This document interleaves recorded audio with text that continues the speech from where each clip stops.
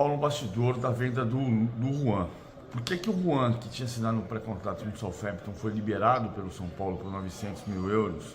E por que o Wellington não foi? Bom, primeiro ponto, por uma razão óbvia. O Wellington é titular do São Paulo, foi titular de novo aqui em Montevidéu contra o Nacional.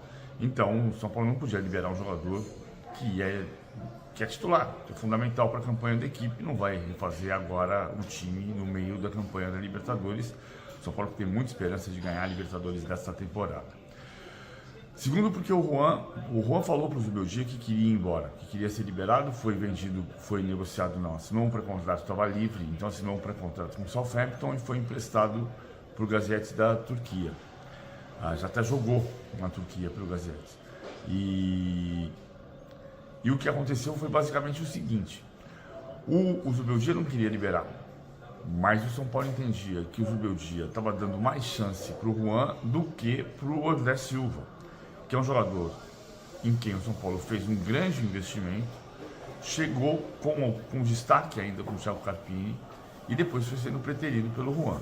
O Juan queria sair agora, o Juan teve a proposta para ser liberado mais cedo, a proposta paga pelo Southampton, em torno de 900 mil euros, que é um valor de mercado justo para ele, porque com pagamento de comissão e tudo mais, o São Paulo não arrecadaria mais do que esses 900 mil. Não adianta ficar com a ilusão de que ele valeria 3 milhões de euros, 4 milhões de euros. Não é, o valor de mercado dele era esse. E aí você recebe para liberar um jogador que, se permanecesse, porque o Zubeldia estava gostando do desempenho dele, atrapalharia o desempenho de alguém que quer ficar, que é o caso do André Silva. Então, por esse valor, o São Paulo decidiu negociar e o Juan não é mais jogador, já não estava nem no banco de reservas aqui em Montevidéu contra o Nacional. Boa. Você viu que ele não falou do jogo, né? Ele falou do Juan, daqui a pouco ele vai falar do jogo. Só queria passar essa bola para você, né? E tem mais um detalhe que acrescenta nessa apuração do PVC, que é um tabuleiro que se mexe.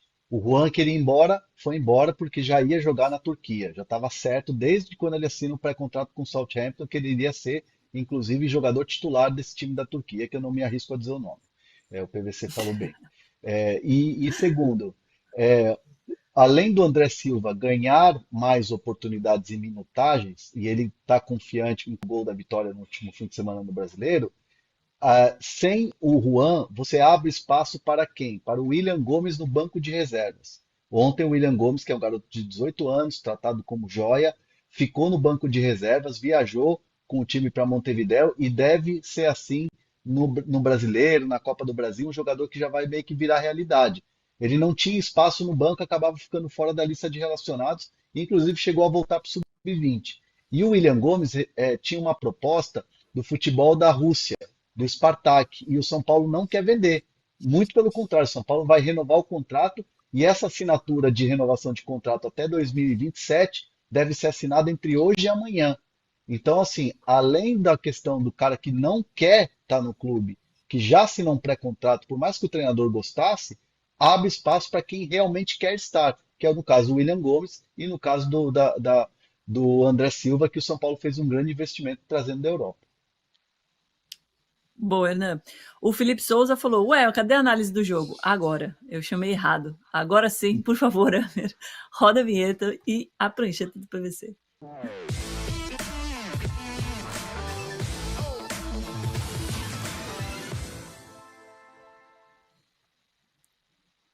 Domi, olha só, é para você olhar para cá, não é para cá, entendeu? Não é pro vinho, é pro jogo. Então a gente vai tentar mostrar aqui um pouco por que o São Paulo teve tanta dificuldade contra o Nacional. E tem a ver com esses jogadores vermelhinhos aqui, que eram os que marcavam, principalmente os jogadores de meio campo do São Paulo. E a dificuldade que havia para saída de jogo. Então o São Paulo começou a errar muita coisa nessa região do campo aqui, na saída de jogo. 9 erros de passe na saída de bola. Aqui você vai ver que o número 8, que era o Oliva do Nacional, pegava o Luciano.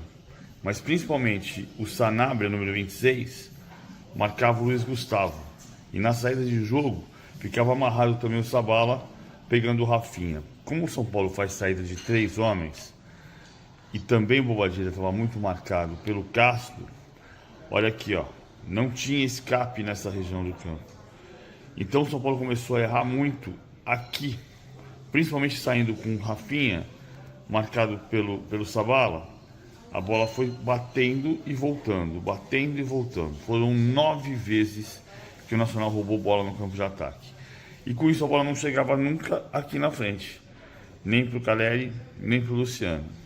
Importante notar que como o Rafinha faz saída de 3 com a Arboleda e com o Alan Franco, o Lucas tem uma função de jogar dando largura para o campo pela direita, para o Ferreirinha largar o campo pela esquerda. Então vê como ele fica distante do Luciano e do Caleri. Por isso que no segundo tempo o Zubeldia tentou puxar o Lucas para a esquerda, porque aí quem dá largura para o campo é o Wellington e o Lucas vem mais para dentro. Mas não funcionou mesmo assim. Não foi uma boa partida do São Paulo. Apesar desse congestionamento aqui e de o São Paulo ter empatado só 0-0, 11º jogo de invencibilidade do Nacional no Parque Central pela Libertadores, ainda assim o São Paulo tem enorme chance de conseguir a classificação semana que vem, porque joga em casa diante de mais de 50 mil torcedores no Morumbi. Muito bom. Aqui o Walter Vieira, que está sempre aqui com a gente, falou: depois de 3 garrafas de vinho, até eu faço análises táticas. Imagina como é a análise tática depois de 3 garrafas de vinho, tá louco. É para comemorar o resultado, como você falou, André, não, mas tem algumas questões que o São Paulo, como o PVC mostrou aí na prancheta, tem que ficar de olho para o clássico contra o Palmeiras. E assim, no clássico contra o Palmeiras, vai ser muito decidido quem joga, quem não joga, quando hoje, né, por exemplo, o time já tá de folga, é verdade, né, os jogadores não vão hoje para o CT, só se reapresentam no sábado. São Paulo chegou de madrugada, quase 4 da manhã, estava todo mundo chegando em São Paulo. Mas o Refis já detectou algumas necessidades e vai passar um relatório para o Zubeldia. No jogo contra o Atlético Goianiense, o Refis passou uma lista de jogadores, e essa lista de jogadores tinha, por exemplo, Caleri e Luiz Gustavo como prioridade para segurar. E aí o Zubeldia decidiu, então, segurar todo mundo. Contra o Palmeiras, a tendência é um time mesclado, alguns titulares e alguns jogadores que estão descansados. Por quê? Porque o São Paulo entende que o Palmeiras é um concorrente direto. Então, assim, é um duelo direto na parte de cima da tabela. E além, claro, de ser um clássico, de ser no Allianz Parque, sabendo que o Palmeiras vem de dificuldades de eliminação da Copa do Brasil, de ter perdido na Libertadores, o primeiro jogo, fora de casa. Então, assim, o São Paulo quer muito vencer essa partida para confirmar a questão do brasileiro, não se distanciar e ver um confronto direto. Então, tendência, ainda não teve essa conversa com o Zubeldia, mas pelo que eu conversei, pelo que eu apurei, a tendência é que tenha um time mesclado para entrar no Allianz Parque. E o Palmeiras, Danilo? Vai poupar, não vai? O Palmeiras, o Abel sempre reclama que tem um dia menos, né? O Palmeiras hoje vai ter, pro domingo vai ter um dia a mais, né? Que jogou na quarta e o São Paulo jogou na quinta.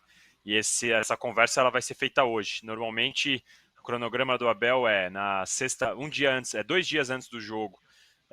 Ele faz um treino com algumas opções, com algumas variações, depois de receber, antes de a bola rolar, o relatório lá do Núcleo de Saúde e Performance, que é a mesma coisa que o Refis do São Paulo, com outro nome. E aí ele faz as decisões e no sábado ele faz o último treino ali, ensaia alguma coisa e domingo de manhã ele avisa os jogadores quem é o time titular. Então hoje vai ser esse primeiro ensaio. E aí o que tem uma particularidade, né? O Palmeiras, como jogou contra o Botafogo, por exemplo, com Estevão e Felipe Anderson, só por 30 minutos, 20 e poucos minutos, eles têm capacidade de jogar pelo menos uns 60 contra o São Paulo. O Richard Rios estava suspenso, não jogou contra o Botafogo. Zé Rafael não jogou contra o Botafogo. Caio Paulista, que veio de titular até então, foi substituído pelo Vanderlan. Então a gente pode ver um Palmeiras muito próximo de uma força máxima se a gente for pensar no jogo lá de trás. Por quê? Porque o Abel acabou mudando muito o time. Então é difícil você sentar aqui e falar os 11 do Palmeiras titulares são tal. Então quando você olhar a escalação de domingo, é bem provável que você vai falar, calma, quem realmente está sendo poupado aqui? Eu vejo o Palmeiras com a zaga, com o trio de zaga titular de novo, Vitor Reis, Murilo e Gomes. E aí essas pendências que vão ser resolvidas, mas não dá para falar, por exemplo, não, o Zé Rafael é banco do Palmeiras. Por mais que ele tenha ficado aí fora nos últimos 2 jogos, não dá para falar a mesma coisa do Richard Rios. O Caio Paulista eu acho que vai ser escalado pela esquerda e não o Vanderlan. Pela direita, ou o Giai ou o Marcos Rocha, porque o Mike ainda está fora de forma, se recuperando de lesão. E aí eu vejo o Palmeiras com Estevão e Felipe Anderson. Então, é muito difícil, com essa escalação, você falar que o Palmeiras vai ser time reserva, né? Apesar de ser um time diferente do que jogou contra o Botafogo. A gente pode falar que é um misto, né? Nessa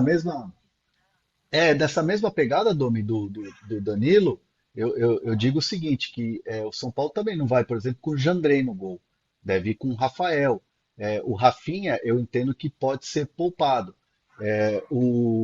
Outros atletas, por exemplo, sei lá, o Caleri é um cara que gosta de jogar, o Luciano gosta de jogar, jogo grande.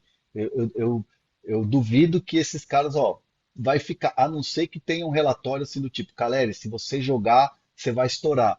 Porque é o tipo de jogo que esses caras gostam de jogar, querem jogar, esperam por esse tipo de confronto. Outro dia eu estava conversando com o Lucas, logo depois do jogo contra o Goiás, e acho que eu até comentei aqui no de primeira. Ele dizia o seguinte: agora é hora, a gente está bem, ele dizia, a gente como grupo, né? Agora é hora de jogar, agora é hora de pontuar, de mostrar que o brasileiro vai ser diferente esse ano. Então, assim, por mais que o Refis tenha um relatório, vai ser difícil segurar, porque esse jogo ele tem todos os ingredientes ali para ser uma grande partida ali do Brasileirão. E tem o sintético, né, Hernan? Que é sempre uma questão para o São Paulo, né? O São É. Paulo tem um histórico bem ruim jogando em sintético na questão de lesão, né? Vira e mexe tem lesionado quando joga no Allianz. O Vermute diz aqui, clássico não se coloca reserva e tenho dito. E você tem que deixar o like, tenho dito também. Para quem é mais importante essa vitória, Danilo, nesse momento do campeonato, incluindo o jogo de volta na semana que vem, lembrando que o Palmeiras sai em desvantagem, 2-1 para o Botafogo. Quem tem que vencer esse clássico? Óbvio, os dois, né? Mas para quem é mais fundamental nesse momento? Eu vejo o Palmeiras com essa obrigação de buscar a vitória por alguns motivos. Primeiro, por jogar no Allianz Parque. Então você já tem a parte do princípio do mando que você tem que jogar para vencer sempre na sua casa se você quer ser campeão brasileiro. Segundo, porque o Palmeiras está eliminado da Copa do Brasil. O São Paulo classificou.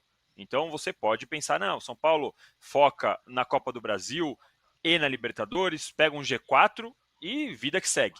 O Palmeiras se perde do São Paulo agora no Allianz Parque, corre o risco de ficar muito atrás do Brasileirão, já eliminado da Copa do Brasil e com uma possibilidade de ser eliminado da Libertadores na quarta-feira, porque o Palmeiras perdeu o jogo de ida. Então, até por questão de um ambiente também, eu acho que esse jogo ele acaba sendo mais importante para o Palmeiras do que para o São Paulo.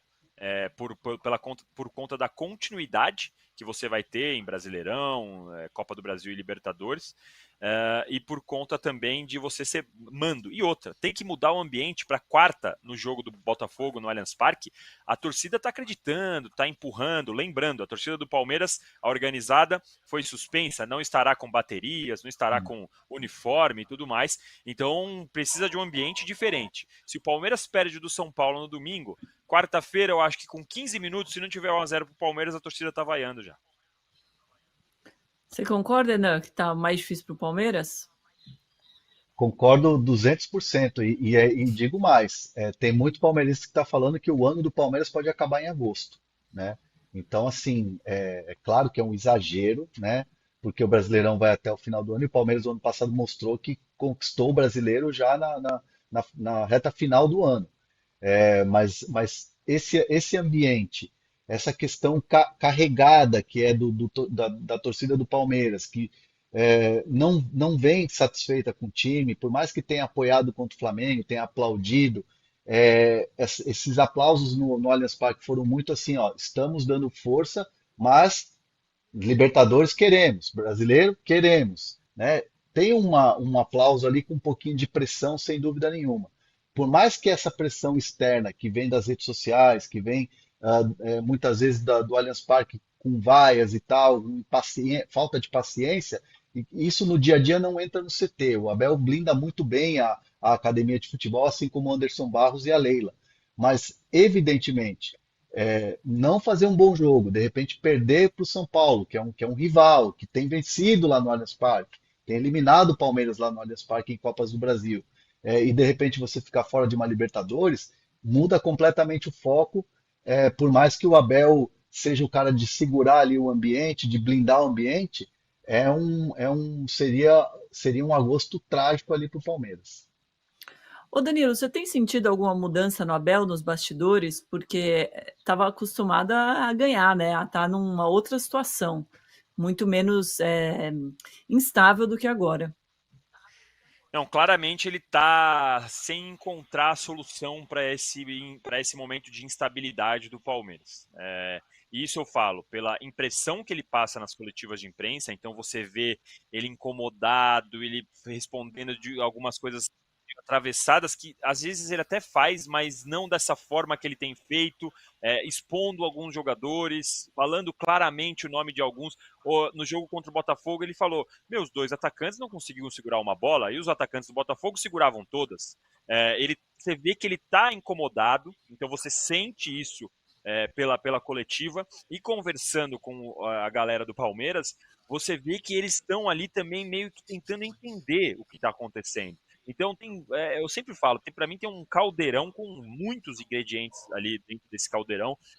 O Abel, com algumas decisões que eu questiono, a forma física do Palmeiras, o Mike não consegue jogar, o Dudu não voltou na sua melhor forma, o Felipe Anderson teve uma excelente estreia, mas não parece ainda tá 100% adaptado, o Palmeiras não consegue mais controlar o jogo. Então, o que está rolando no Palmeiras no momento é uma terapia coletiva, digamos assim. Está todo mundo deitadinho no divã, conversando e tentando entender o que está acontecendo para esse momento. Diga, né? Não, e tem um detalhe que o Danilo traz, que é importante, do Abel estar inquieto, e de fato ele está muito inquieto, e ele também tem alguns argumentos, assim, né? Primeiro que o Palmeiras está fazendo uma reformulação no elenco, nunca se contratou tanto, e aí para você botar um time novo, entre aspas, para jogar, requer tempo, e o Abel é um treinador que precisa de tempo, né, para o time encaixar. Isso não é mágica, né? Segundo, a quantidade de lesões. O Palmeiras teve 7 jogadores machucados, jogadores importantes. Mike, Dudu, Estevão ficou fora, o próprio Zé Rafael, sem contar Piquerez e Bruno Rodrigues. Piquerez e Bruno Rodrigues que só vão voltar no ano que vem. Então, a era Abel Ferreira vitoriosa nunca teve tantos jogadores lesionados como teve agora recentemente. E aí entra também um terceiro ponto, que não menos importante, mas é a queda de rendimento de alguns atletas. E o Abel entende que isso tem sido um divisor de águas ali do Palmeiras das últimas temporadas, então ele está tentando ali de alguma maneira fazer com que esses caras recuperem a fome, recuperem a confiança. O Abel, que sempre deixou claro nos livros e nas publicações de como fez para mexer com o brilho dos jogadores e deles terem fome, mesmo terem vencido Libertadores, Copa do Brasil, Brasileiro, mais de uma vez. O Abel Ferreira está tentando buscar soluções sem ser um treinador pé na porta, né? Sem chegar e botar o pé na porta. Então, às vezes, ele fala assim, ó, dá uma letrinha ali na coletiva, ó, meus atacantes não seguraram a bola lá na frente. Então, ele está buscando ajustes e tentativas de fazer o Palmeiras voltar no trilho. Mas, de fato, esse ano ele está com muitas dificuldades. Talvez arrisco a dizer como ele nunca teve desde que chegou ao Brasil. Qual?